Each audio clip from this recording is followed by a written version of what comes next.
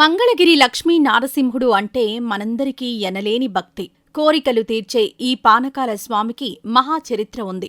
ఆయన్ను ఒక్కసారి దర్శించుకుని పానకం సమర్పిస్తే చాలు పాపాలు పోయి పుణ్యం కలుగుతుందని, కోరిన కోరికలు తీరుతాయని ప్రసిద్ధి. అయితే ఈ మంగళగిరి పానకాల స్వామికి మరో విశిష్టత కూడా ఉంది. ఆయనకు ఎంత పానకం పోయాలనుకుంటామో అందులో సగం తీసుకుని మిగతాది మనకిచ్చేస్తాడు. ఆ ఇచ్చిన ప్రసాదం సాక్షాత్తు ఆ స్వామివారే ఇచ్చారని మహాప్రసాదంగా తీసుకుని వస్తాం. ఇక స్వామివారు ప్రసాదం తీసుకునేటప్పుడు మనిషి గుటకలేసినట్లే ఆయన కూడా గుటకేసి పానకాన్ని మహా ఇష్టంగా తాగుతారు. అయితే భక్తులు స్వామికి ఇచ్చిన పానకం ఎటు వెళ్తుంది? పానకం స్వామి తాగుతున్నారు సరే, అంత పానకం ఎక్కడికి వెళ్తుందనేది ఇప్పటికీ మిస్టరీనే.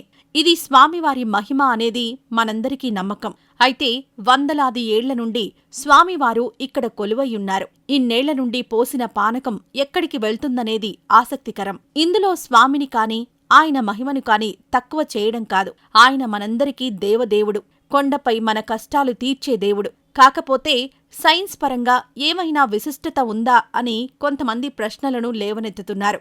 ఇక ఈ ఆలయ చరిత్రకొస్తే కొన్ని వేల ఏళ్ల క్రితమే పరియాత్ర రాజు కొడుకు హ్రస్వశృంగికి శారీరక వైకల్యం ఉంది. దీంతో ఆయన తన మనోవేదనను ఎవరికి చెప్పుకోవాలో అర్థంకాక మదనపడేవారు. ఒకరోజు దేవదేవుణ్ణి కోరుకుంటే తీరుతుందని విష్ణుమూర్తి కోసం ఘోర తపస్సు చేశారు. అలా కొన్ని ఏళ్లు చేశాడు. తన తపస్సు కోసం వైకల్యం కారణంగా ఏనుగు ఆకారంలో మోకరిల్లి విష్ణునామస్మరణ చేస్తూ తపస్సు చేశాడు. అలానే చేస్తూ చేస్తూ పర్వతంలా మారిపోయాడు. పర్వతంగా మారిన అతనిపై నరసింహస్వామి వెలిశాడని ప్రతీతి. అయితే శ్రీవిష్ణువు సుదర్శన చక్రం కూడా మంగళగిరి గుహలకొచ్చిందనేది మరో కథ.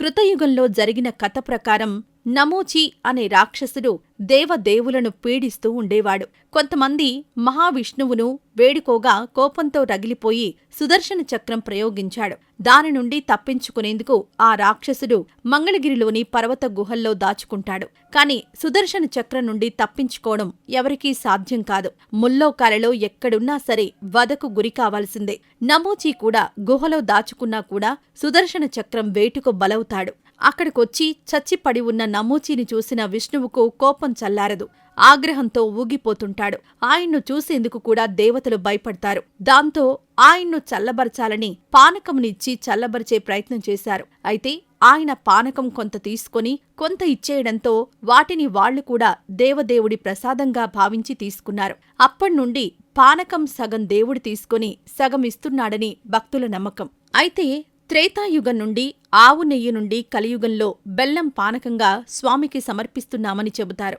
అప్పట్నుండి కొనసాగుతున్న ఈ పానక సేవ స్వామిని చల్లబరిచేలా చేసి భక్తులను ప్రశాంత మనసుతో దీవిస్తారని చెబుతారు. దీన్ని మరోలా కూడా చెబుతారు. ఉగ్రరూపం చల్లార్చేందుకు అందరూ ప్రయత్నించారు. ఆయన కోపం ధాటికి శ్వాస పీల్చినా వదిలినా కూడా అగ్నిలా బయటకు గాలి వచ్చి చుట్టూ ఉన్న ప్రాంతం కాలిపోయిందట.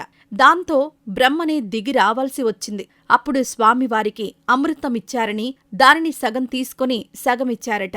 అదే సంప్రదాయం నెయ్యి, పాలు, పెరుగు నుండి ఇప్పుడు బెల్లం పానకం ఇస్తున్నాం. ఇక నమూచిని సంహరించగానే రక్తం ఏరులై పారిందట. అందుకే అక్కడ ఇప్పటికీ రక్త మరకలు ఉన్నాయనే అదే సరస్సుగా మారి ఎరుపు రంగు పులుముకుందనేది శాస్త్రం. ఆ కారణంగానే గుడి ఎదురుగా ఇళ్లు లేకుండా వాగులున్నాయట.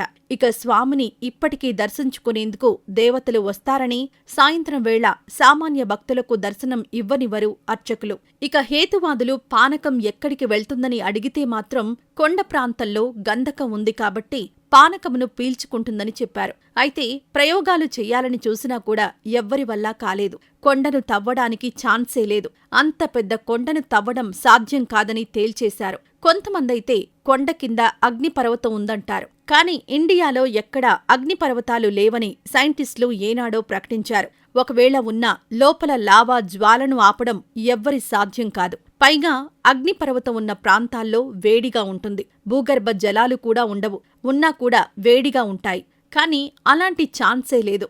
పైగా వందల సంవత్సరాల తర్వాతనైనా పేలడం తప్పదు. కాకపోతే అగ్నిపర్వతం ఉంది కాబట్టే పానకం ఎంత పోసినా పీల్చుకుంటుంది అని హేతువాదులు చెబుతున్నదంతా అబద్ధం.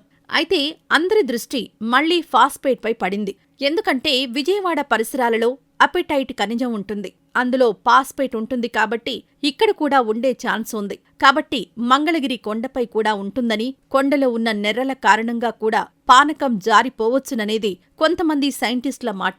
చుట్టూ ఉన్న కృష్ణానదితో కొండకు లింక్ ఉండవచ్చని, అక్కడ్నుండి నెర్రల ద్వారా వచ్చేది ఎక్కడ్నుండైనా కిందకు రావచ్చని చెబుతున్నారు.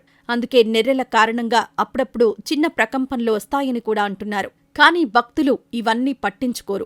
స్వామివారు మన హిందూ దేవుళ్ళు ఎక్కడున్నా కూడా సైన్స్ పేరు చెబుతూ ఏదో ఒకటి చేస్తుంటారని ఫైర్ అవుతున్నారు. మరి ఇంత సైన్స్ ఉంటే చిన్న అన్నం ముద్దో చాక్లెటో కింద పడితే 10 నిమిషాలలో ఈగలు దోమలు వచ్చి చేరుతాయి. కాని మంగళగిరి గుట్టపై బెల్లం పానకం డ్రమ్ముల కొద్దీ వస్తుంటుంది. స్వామివారికి నిత్య నైవేద్యంగా పానకం సమర్పిస్తుంటారు. కాని భూతద్దం పెట్టి వెతికినా కూడా ఎక్కడా చిన్న ఈగ కూడా కనిపించదు. ఇదంతా స్వామివారి మహిమే. పైగా ఇక్కడ నెలవైన దేవుడి మొహం మాత్రమే ఉంటుంది. అది కూడా కవచం కప్పినట్లుగా. ఎందుకంటే ఆయన ఉగ్రరూపం చూసి తట్టుకోలేం. మిగతా నారసింహుడి క్షేత్రాల్లో మొత్తం శరీరం కనిపిస్తుంది. అదే మంగళగిరి నరసింహుడి ప్రత్యేక రూపం.